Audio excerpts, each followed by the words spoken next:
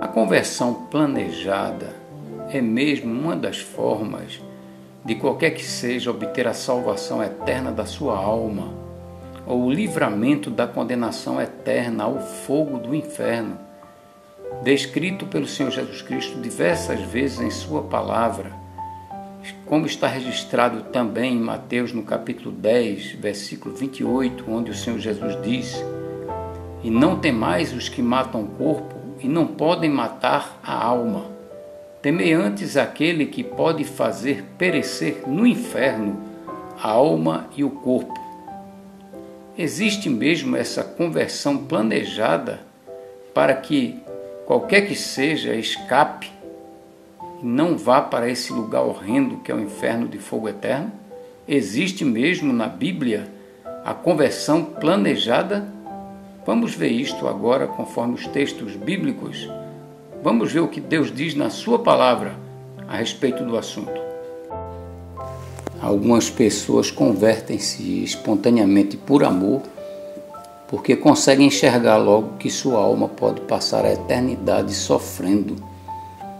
Por outro lado, muitas pessoas planejam só se converterem quando estiverem com alguma doença mortal, na velhice ou com determinada idade. O que a Bíblia diz a respeito do assunto? Existe alguma clareza na Bíblia sobre esse caso? No âmbito das atividades humanas, existem alguns concursos que buscam pessoas qualificadas para assumirem certas posições ou para receberem algum tipo de prêmio. Por exemplo, nos concursos relacionados com a música, o que tem a melhor voz, harmonia, afinação, etc., após a avaliação meticulosa de uma comissão julgadora, um ou mais participantes ganham o concurso e, consequentemente, o prêmio. Nos concursos para cargos públicos, por exemplo, não basta alguém saber sobre o assunto que desempenhará no trabalho, mas é exigido que seja o melhor. Normalmente, os concursos exigem que haja uma comissão julgadora para avaliar se o candidato é apto ou não para assumir alguma posição ou cargo ou receber algum prêmio. Em todos os casos, não basta apenas desejar conquistar a posição ou o prêmio. É necessário estar qualificado entre os melhores. Vamos supor que a ida para o céu de Deus seja um concurso.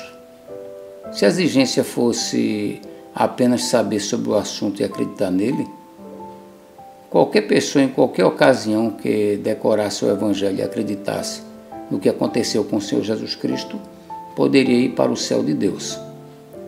Mas será que é assim mesmo?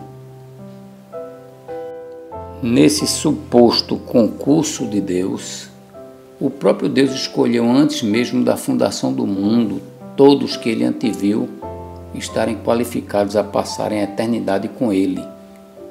Em Mateus, no capítulo 20, versículo 16, o Senhor Jesus diz o seguinte: "Assim os derradeiros serão primeiros e os primeiros derradeiros, porque muitos são chamados, mas poucos escolhidos." O apóstolo Pedro, na primeira carta, no capítulo 1, versículos 2 e 18 a 21, diz o seguinte, inspirado pelo Espírito Santo: "Eleitos segundo a presciência de Deus, em santificação do Espírito, para obediência e aspersão do sangue de Jesus Cristo, graça e paz vos sejam multiplicadas.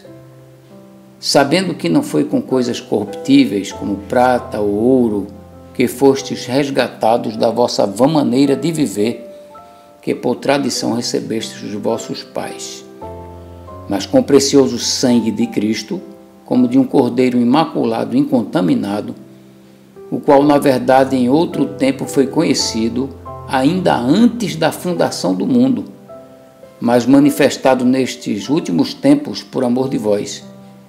E por ele credes em Deus, que o ressuscitou dentre os mortos, e lhe deu glória para que a vossa fé e esperança estivessem em Deus." Deus estipulou apenas 2 regras para que o homem pudesse ser salvo, e anteviu, antes da fundação do mundo, quem verdadeiramente iria e não iria observar essas regras. As regras não são penosas porque ninguém é capaz de cumprir regra alguma rigorosa.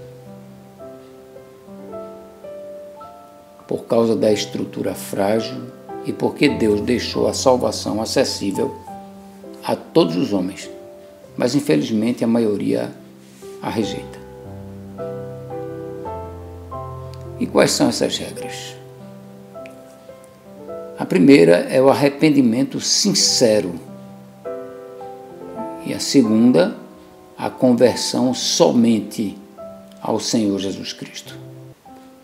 As outras coisas que vêm, como mudança de vida e desejo de abandonar os pecados, são consequências de uma conversão verdadeira. A grande maioria não se converte ao Senhor Jesus Cristo por amar demasiadamente, muito, o pecado que há o próprio Deus. Dizem que amam mais a Deus, mas na prática demonstram o contrário. Não desejam abandonar o amor desenfreado pelos pecados.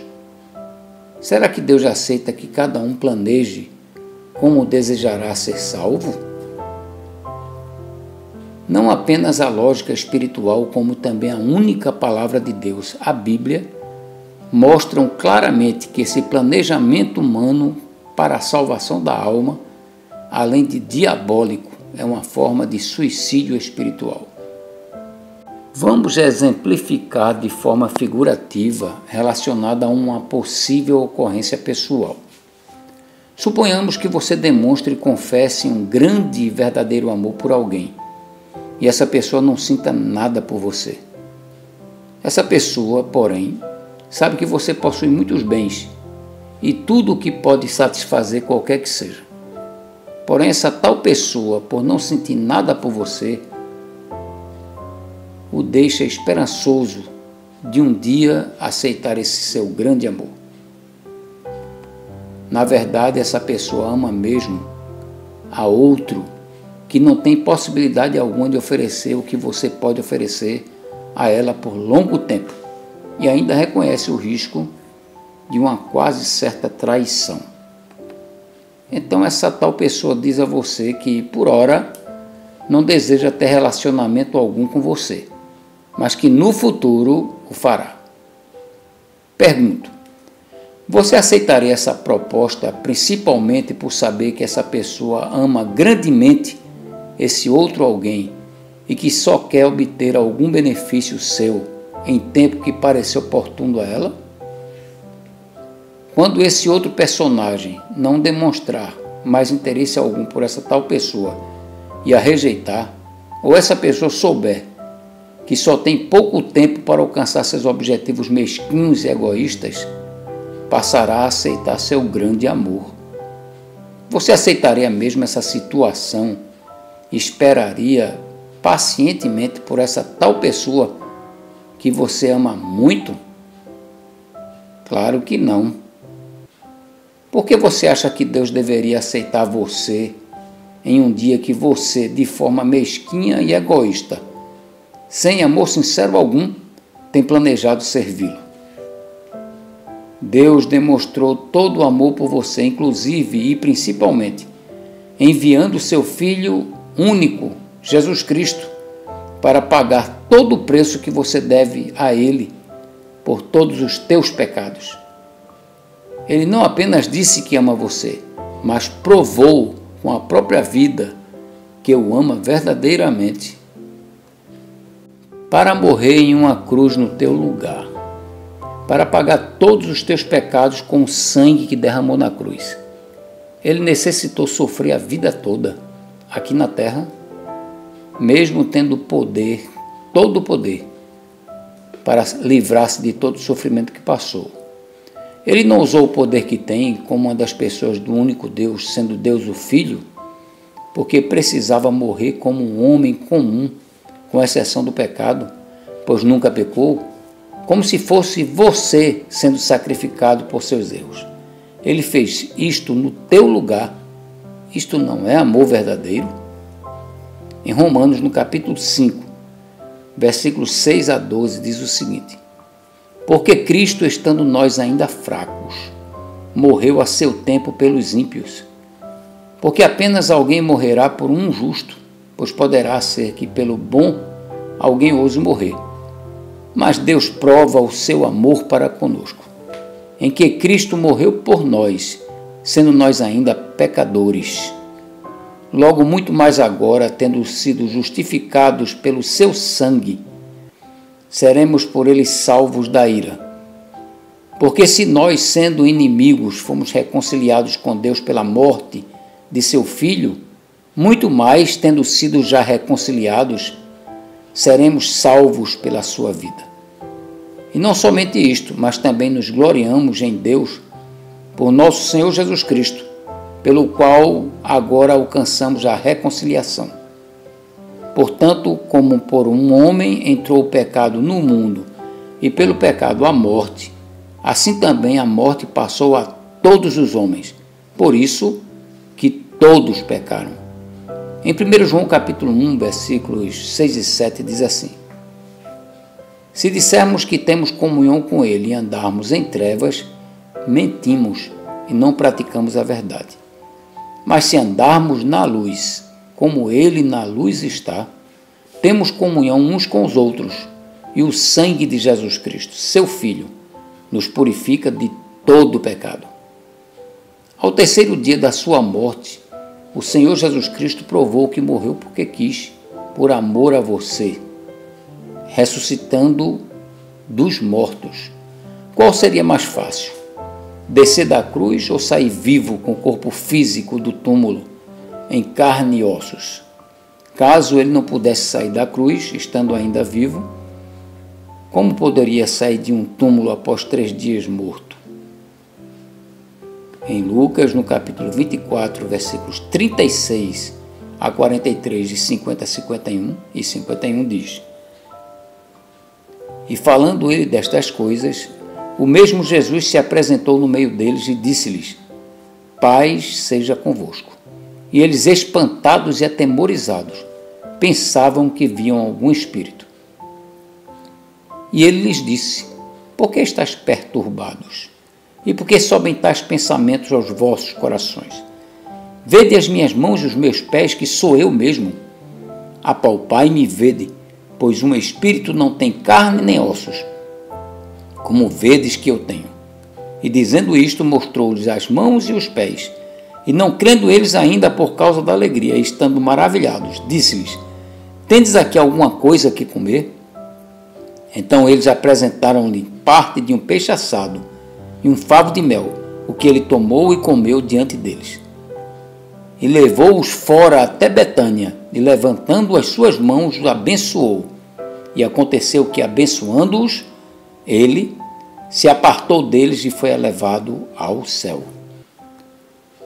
Ele previu tudo isto antes mesmo de acontecer, e como já vimos em 1 Pedro, capítulo 1, versículos 2 e 18 a 21, já havia planejado salvar sua pobre e perdida alma, meu amigo, antes mesmo da fundação do mundo, porque ele já sabe de todas as coisas e viu antecipadamente a queda do homem, e que o homem nunca conseguiria, por si mesmo, ser redimido e salvo. Vamos ver em Romanos, no capítulo 3, versículos 10 a 18 e 23 a 26, o que diz. Como está escrito, não há um justo, nenhum sequer. Não há ninguém que entenda. Não há ninguém que busque a Deus. Todos se extraviaram e juntamente se fizeram inúteis. Não há quem faça o bem. Não há nenhum só. A sua garganta é um sepulcro aberto. Com as suas línguas tratam enganosamente. Peçonha de áspides está debaixo de seus lábios, cuja boca está cheia de maldição e amargura. Os seus pés são ligeiros para derramar sangue. Em seus caminhos há destruição e miséria, e não conheceram o caminho da paz. Não há temor de Deus diante de seus olhos, porque todos pecaram e destituídos estão da glória de Deus, sendo justificados gratuitamente pela sua graça, pela redenção que há em Cristo Jesus, ao qual Deus propôs para propiciação pela fé no seu sangue, para demonstrar a sua justiça pela remissão dos pecados dantes cometidos sob a paciência de Deus.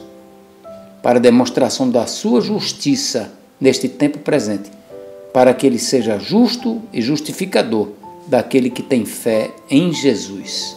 Deus não precisa de você nem de mim para nada. As misericórdias e o amor de Deus são o motivo de todo o seu plano salvífico. Vejamos alguns textos bíblicos que mostram que Deus não está de joelhos implorando que o homem se arrependa de verdade dos pecados e se converta ao Senhor Jesus Cristo, e que não aceita planejamentos para a própria salvação da forma que cada um quiser acreditar, de quem quer que seja ou de qualquer que seja a religião. João o Batista, pelo Espírito Santo, ordenava que todos se arrependessem para não serem condenados e rejeitou aceitar batizar muitos fariseus e saduceus por causa da hipocrisia deles. Mateus, no capítulo 3, versículos 1 e 2, de 6 a 12, diz o seguinte: E naqueles dias apareceu João, o Batista, pregando no deserto da Judéia e dizendo: Arrependei-vos, porque está próximo o reino dos céus.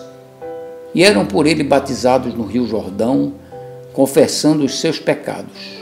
E vendo ele muitos dos fariseus e dos saduceus que vinham ao seu batismo, dizia-lhes: Raça de víboras, quem vos ensinou a fugir da ira vindoura, da ira futura? Produzi, pois, frutos dignos de arrependimento. E não presumais de vós mesmos, dizendo: Temos por pai Abraão, porque eu vos digo que mesmo destas pedras Deus pode suscitar filhos a Abraão. E também agora está posto o machado à raiz das árvores. Toda árvore, pois, que não produz bom fruto é cortada e lançada no fogo. E eu, em verdade, vos batizo com água para o arrependimento. Mas aquele que vem após mim é mais poderoso do que eu, cujas sandálias não sou digno de levar. Ele vos batizará com o Espírito Santo e com fogo. Em sua mão tem a pá, e limpará a sua eira, e recolherá no celeiro seu trigo, e queimará a palha com fogo que nunca se apagará. Só um parêntese aqui. Esses versículos 11 e 12, muitos utilizam dizendo que o Espírito Santo é um fogo. A Bíblia não diz isso. Diz no versículo 11, no final, que o Senhor Jesus batizará a todo aquele que crê com o Espírito Santo e com fogo aqueles que não creem. Porque ele diz no versículo 12, em sua mão tem a pá, ele limpará a sua eira e recolherá no celeiro seu trigo, que será batizado no Espírito Santo, e queimará a palha com fogo que nunca se apagará, que é o fogo do inferno. Então, o batismo aqui no fogo, na verdade, é dos descrentes que nunca querem se converter ao Senhor Jesus Cristo. O Senhor Jesus rejeitou prontamente muitos escribas e fariseus porque conhecia muito bem seus pensamentos e corações. Veja, em Lucas, no capítulo 11, versículo 44, o Senhor Jesus diz: Ai de vós, escribas e fariseus hipócritas, que sois como as sepulturas que não aparecem, e os homens que sobre elas andam não o sabem. O Senhor Jesus sabe muito bem quem se arrepende e se converte de verdade, e quem não se arrepende e não se converte de verdade a Ele. E não faz questão de juntar quantidades de pessoas, mas pessoas com qualidade espiritual e verdadeiro amor por Ele. Em João, capítulo 6, versículos 64 a 67, o Senhor Jesus Cristo diz o seguinte: Mas há alguns de vós que não creem, porque bem sabia Jesus desde o princípio quem eram os que não criam e quem era o que o havia de entregar. E dizia: Por isso eu vos disse que ninguém pode vir a mim, se por meu Pai não lhe for concedido. Desde então, muitos dos seus discípulos tornaram para trás e já não andavam com ele. Então disse Jesus aos 12: Quereis vós também retirar-vos? Em João, no capítulo 10, versículos 27 a 30, o Senhor Jesus Cristo disse o seguinte: as minhas ovelhas ouvem a minha voz, e eu conheço-as, e elas me seguem. E dou-lhes a vida eterna, e nunca hão de perecer, e ninguém as arrebatará da minha mão. Meu Pai que mais deu é maior do que todos, e ninguém pode arrebatá-las da mão de meu Pai. Eu e o Pai somos um. O Senhor Jesus conhece muito bem quem são suas ovelhas de verdade e quem não são. O profeta Isaías escreveu muito bem, inspirado pelo Espírito Santo, o seguinte. Isaías capítulo 55, versículo 6, diz assim: buscai ao Senhor enquanto se pode achar, invocai-o enquanto está perto. Deus não está de joelhos implorando o seu arrependimento e conversão ao seu Filho Jesus Cristo, mas ordena que você se arrependa agora. Em Atos, no capítulo 17, versículos 27 a 31, diz o seguinte: para que buscassem ao Senhor, se porventura tateando o pudessem achar, ainda que não está longe de cada um de nós. Porque nele vivemos e nos movemos e existimos, como também alguns dos vossos poetas disseram, pois somos também sua geração. Sendo nós, pois, geração de Deus, não havemos de cuidar que a divindade seja semelhante ao ouro ou à prata, ou à pedra esculpida por artifício e imaginação dos homens. Mas Deus, não tendo em conta os tempos da ignorância, ordena agora a todos os homens e em todo lugar que se arrependam, porquanto tem determinado um dia que com justiça há de julgar o mundo por meio do homem que destinou, e disso deu certeza a todos, ressuscitando-o dentre os mortos. Em Hebreus, no capítulo 3, versículos 7 e 8, lemos o seguinte: portanto, como diz o Espírito Santo, se ouvirdes hoje a sua voz, não endureçais os vossos corações como na provação no dia da tentação no deserto. Em 2 Coríntios, no capítulo 6, versículos 1 e 2, diz: e nós, cooperando também com ele, vos exortamos a que não recebais a graça de Deus em vão. Porque diz: ouvi-te em tempo aceitável e socorri-te no dia da salvação. Eis aqui agora o tempo aceitável. Eis aqui agora o dia da salvação. A grandeza do amor de Deus anda junto com a grandeza de sua justiça. Quem rejeita o amor de Deus, com certeza, será eternamente rejeitado por ele, sem acepção de pessoas. Em Romanos capítulo 2, versículo 11 diz: porque para com Deus não há acepção de pessoas. Em João no capítulo 3, versículos 16 a 18 diz: porque Deus amou o mundo de tal maneira que deu o seu Filho unigênito, para que todo aquele que nele crê não pereça, mas tenha a vida eterna. Porque Deus enviou o seu Filho ao mundo, não para que condenasse o mundo, mas para que o mundo fosse salvo por ele. Quem crê nele não é condenado, mas quem não crê já está condenado, porquanto não crê no nome do unigênito Filho de Deus. E o crer aqui não é somente acreditar não, viu? Crer é mais do que acreditar. É receber o Senhor Jesus Cristo como seu único e todo suficiente Salvador. Isto é crer. Em Lucas, no capítulo 23, versículos 39 a 43, diz: e um dos malfeitores que estavam pendurados blasfemava dele, dizendo: se tu és o Cristo, salve-te a ti mesmo e a nós. Respondendo, porém, o outro repreendia-o, dizendo: tu nem ainda temes a Deus, estando na mesma condenação? E nós, na verdade, com justiça, porque recebemos o que os nossos feitos mereciam, mas este nenhum mal fez. E disse a Jesus: Senhor, lembra-te de mim quando vieres em teu reino. E disse-lhe Jesus, em verdade te digo que hoje estarás comigo no paraíso. Temos duas situações aqui nesse texto. A primeira de um malfeitor que zombava do Senhor Jesus Cristo, blasfemava dele e não quis se arrepender. E o outro que arrependeu-se verdadeiramente, por isto o Senhor Jesus Cristo o salvou e converteu-se verdadeiramente ao Senhor Jesus Cristo. Por isto ele teve esta palavra do Senhor Jesus Cristo verdadeira, de que iria naquele mesmo dia para o paraíso. E foi, porque todos os seus pecados foram perdoados e purificados no sangue do Senhor Jesus Cristo.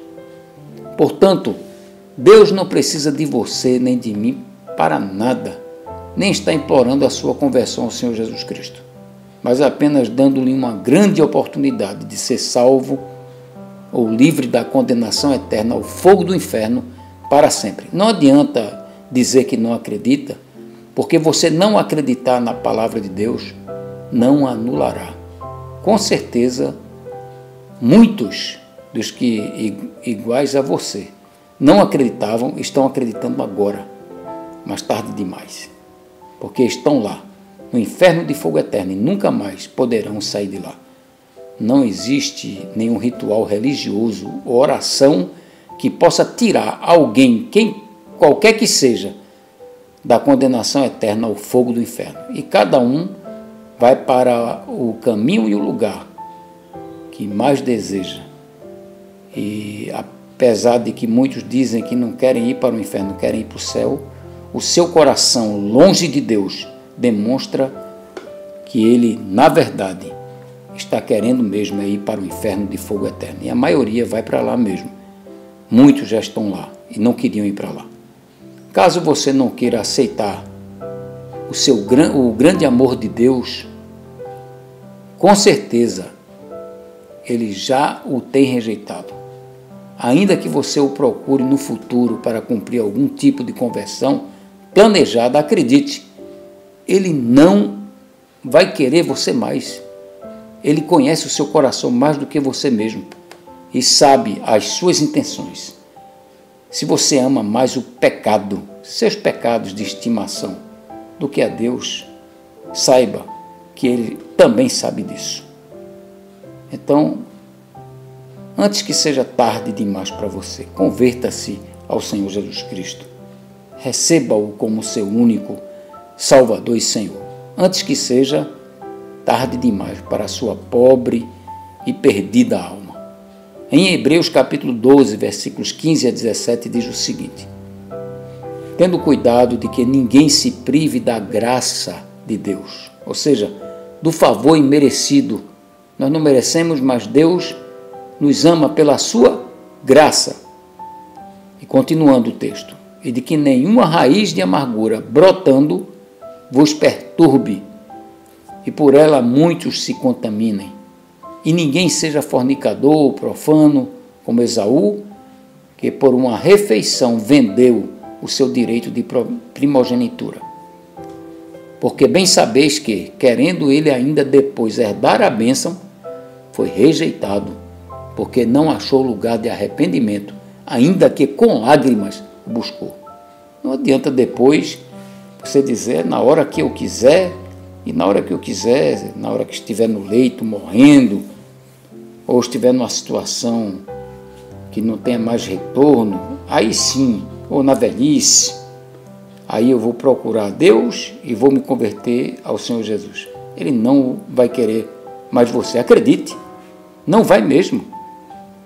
Ainda que você com lágrimas o busque, ele vai rejeitar você. Você tem rejeitado ao Senhor Jesus agora, saiba que talvez você nunca mais tenha outra chance. É verdade isto. Em 1 Coríntios, no capítulo 2, versículo 9, mostra, o apóstolo Paulo, inspirado pelo Espírito Santo, mostra aqui o que vai acontecer com aquelas pessoas que verdadeiramente se arrependeram dos seus pecados de verdade e se converteram somente ao Senhor Jesus Cristo, crendo nele como único Salvador e Senhor. Diz assim: Mas como está escrito, as coisas que o olho não viu e o ouvido não ouviu e não subiram ao coração do homem, são as que Deus preparou para os que o amam. Ele sabe exatamente quem o ama de verdade ou quem não o ama de verdade. Será que você prefere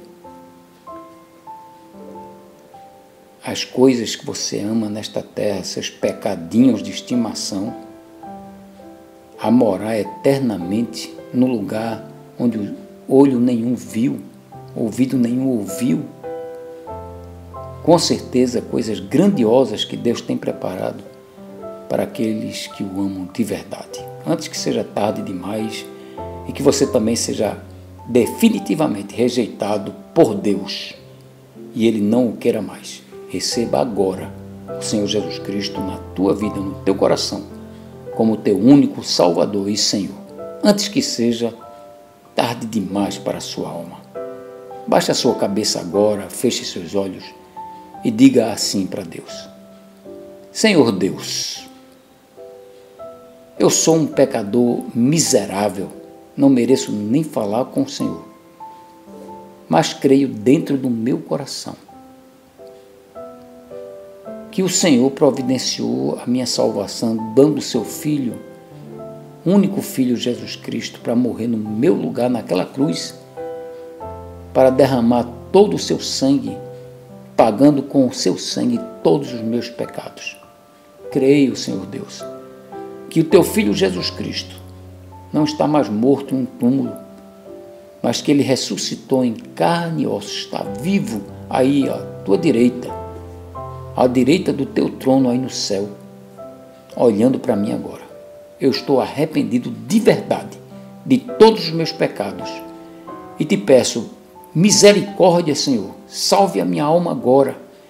Me livra agora mesmo, Senhor Jesus, da condenação eterna ao fogo do inferno e purifica com teu sangue. Dê-me agora, Jesus, o teu Espírito Santo, agora mesmo, para vir morar dentro do meu coração, dentro de mim, para me dar certeza agora de morar no teu céu, pois eu te recebo agora no meu coração de verdade, te amando de verdade, como meu único Salvador e Senhor. Ó Deus, eu te imploro em nome do Senhor Jesus Cristo. Amém. Se você fez esta oração, meu amigo, não como uma reza, mas verdadeiramente saiba que Deus te deu agora mesmo o Espírito Santo para morar dentro de você e salvou a sua alma, ou seja, livrou a sua alma agora e para sempre da condenação eterna ao fogo do inferno. Não deixe para depois, porque depois Deus pode não querer mais você.